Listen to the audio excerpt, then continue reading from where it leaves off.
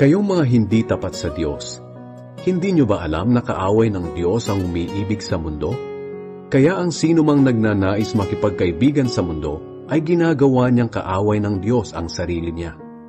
Huwag ninyong isipin na walang kabuluhan ang sinasabi ng kasulatan. Ayaw ng Espiritong pinatira sa atin na may kaagaw sa pag-ibig niya. Ngunit sapat ang biyayang ibinigay ng Diyos. Kaya nga sinasabi sa kasulatan, kinakalaban ng Diyos ang mga mapagmataas, pero kinakaawaan niya ang mapagpakumbaba. Kaya magpasakop kayo sa Diyos. Labanan niyo ang diablo at lalayo ito sa inyo. Lumapit kayo sa Diyos at lalapit din siya sa inyo. Kayong mga makasalanan, mamuhay kayo ng malinis, at kayong mga nagdadalawang isip, linisin niyo ang inyong puso. Maging malungkot kayo at maghinagpis dahil sa mga kasalanan niyo. Palitan niyo ng pagdadalamhati ang pagsasaya ninyo. Magpakumbaba kayo sa harapan ng Panginoon at itataas niya kayo.